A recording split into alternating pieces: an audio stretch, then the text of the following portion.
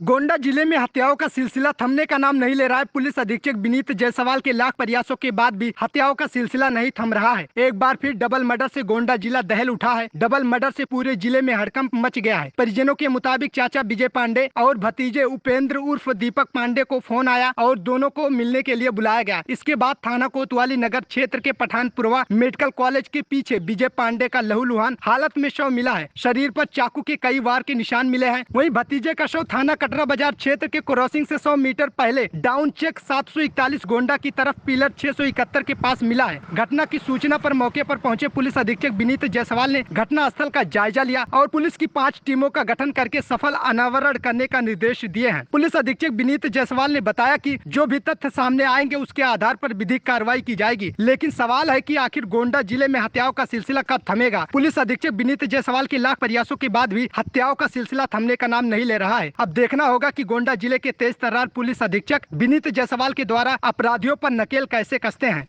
क्या नाम है आपका और क्या घटना हुई है? सर, मेरा नाम दिनेश चंद पांडे है। मैं ग्राम भटना प्रदेश सरकार का रहने वाला हूँ।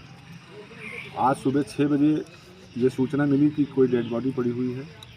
तो जब वहाँ हम लोग गए तो देखा कि हमारे राम कुमार पांडे जो हमारे गांव के पड़ोसी हैं, हमारे भतीजे हैं, उनके लड़के बब्बन उर्फ विजय की वो डेड बॉडी थी, जो कि बहुत ही दर्दनाक तरीके से उनको चाकुओं से गोदा गया था। सीने पे और बगल में और गर्दन पे चाकुओं से उसको मारा गया था और झाड़ी में उसकी डेड बॉडी पड़ी हुई थी।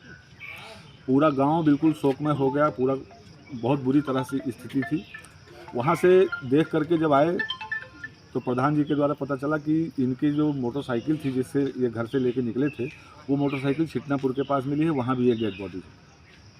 तो ये पता चला कि हमारे भतीजे जो दीपक हैं वो भी इन्हीं के साथ में थे, तो वो भी लापता थे रात से। तो हम लोगों ने सोचा कि मोटरसाइकिल मिली है, डेड बॉडी मिली है, तो चल के देखते हैं। तो वहाँ जब पहुँचे तो वहाँ हमारे भतीजे दीपक उर्फ उपेंद्र पांडे की डेड बॉडी रेलवे ट्रैक पे मिली, जहाँ की 100 मीटर पे पैर मिला और उस 100 मीटर के बाद में उनकी डेड बॉडी क्षतिग्रस्त स्थिति में मिली। ये दोनों लोग की जो बॉडी मिली है, दोनों के आपस में संबंध क्या है? आपस में संबंध इनके अच्छे थे। दोनों साथ में खाते पीते थे। चाचा भतीजे का रिश्ता था। जैसे कि राम कुमार पांडे जिनका लड़का है वो भी हमारे रिश्ते में भतीजे लगते हैं। हम लोगों का पूरे ग्राम सभा का किसी भी प्रकार से किसी से कोई द्वेष, कोई दुश्मनी ऐसी कुछ नहीं है। ये अप्रिय घटना कैसे घट गई हमारे ग्राम सभा में, ये बहुत ही सोचनीय और बहुत हृदय विदारक घटना है। अच्छा, पुलिस का कहना है कि जो है मतलब 3 बजे रात को जो है रामपुर इनके उपेंद्र के उस पर मोबाइल पे कॉल आया जी, और 3 बजे रात को ये निकले। तो ये 3 बजे रात को निकले तो किसी को घर में कुछ बता के निकले या जो है ऐसे निकले? नहीं, वो किसी को बता के नहीं निकले उपेंद्र और दीपक। और वैसे ही ये जो विजय निकले हैं, तो विजय की माताजी ने कहा कि चाय बना दें, तो इन्होंने कहा कि नहीं, मैं आधे घंटे में आ जाऊंगा। क्योंकि ये भाई गाड़ी चलाते थे, पॉलिटिशियंस की गाड़ी चलाते थे, तो इसलिए ये होता था कि रात में 2 बजे बुला ले, 2:30 बजे बुला ले, 3 बजे बुला ले।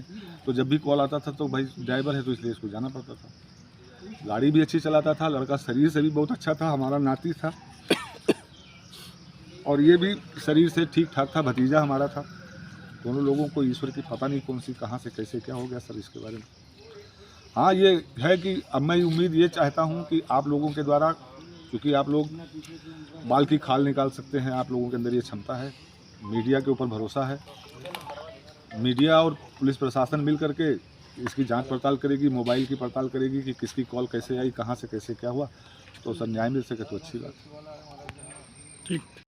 आज दिनांक 25 अक्टूबर को सुबह करीब 7:30 बजे थाना कोतवाली नगर पुलिस को सूचना प्राप्त हुई कि थाना क्षेत्रांतर्गत मेडिकल कॉलेज के पीछे परेड सरकार गांव के बाहर एक व्यक्ति का शव पड़ा हुआ है। मौके पर स्थानीय पुलिस द्वारा पहुंचकर जांच की गई तो शव की शिनाख्त विजय पांडे निवासी गांव परेड सरकार के रूप में हुई। प्रथम दृष्टया देखे जाने पर शव पे चाकू के चोट के निशान थे। शव के पंचायतनामा की कार्रवाई कर पोस्टमार्टम हेतु भेजा गया। मौके पर फील्ड यूनिट और डॉग स्क्वाड को भी बुलाया गया। उच्चाधिकारियों द्वारा भी मौके पर पहुंचकर मुआयना किया गया। परिजनों से पूछताछ में जानकारी प्राप्त हुई कि मृतक विजय पांडे को रात्रि करीब 2:45 बजे उसके मित्र दीपक पांडे द्वारा, जो भी उसी गांव का निवासी है, बुलाया गया था, जिस पर विजय पांडे अपनी मोटरसाइकिल लेकर जो दीपक पांडे है उसके साथ कहीं गया था और सुबह इस प्रकार से शव मिलने की सूचना प्राप्त हुई। इसके कुछ ही देर उपरांत थाना कटरा बाजार क्षेत्र के छिटनापुर रेलवे क्रॉसिंग पे जो दूसरा युवक था दीपक पांडे, रेलवे क्रॉसिंग पे उसका भी ट्रेन से टकराकर जो मृत शव था वो पुलिस को प्राप्त होने की सूचना मिली, जिसके आधार पर आरपीएफ द्वारा और स्थानीय पुलिस द्वारा मौके पर पहुंचकर पंचायतनामा की कार्रवाई कर पोस्टमार्टम हेतु बॉडी को भेजा गया। मौके पर पुलिस द्वारा जांच की गई तो जो विजय पांडे था उसकी मोटरसाइकिल रेलवे क्रॉसिंग के पास खड़ी हुई पाई गई और जो स्थानीय दुकानदार थे उनके द्वारा बताया गया कि जो दीपक पांडे है वो अकेला अपनी मोटरसाइकिल पे रेलवे क्रॉसिंग के पास आया, क्रॉसिंग बंद होने की दशा में अपनी मोटरसाइकिल वहीं पर खड़ी कर दी और पैदल कहीं चला गया। जब बाद में लोगों ने क्रॉसिंग खुलने के बाद मोटरसाइकिल लावारिस हालत में खड़ी देखी और आसपास ढूंढा तो कुछ ही दूर रेलवे ट्रैक पे उसका शव उनको मिला, जिसकी सूचना पुलिस को उनके द्वारा दी गई। इस पूरे प्रकरण के संबंध में पुलिस की 5 टीमों को लगाया गया है। गहनता से सभी बिंदुओं पे जांच की जा रही है। शीघ्र ही घटना का सफल अनावरण किया जाएगा।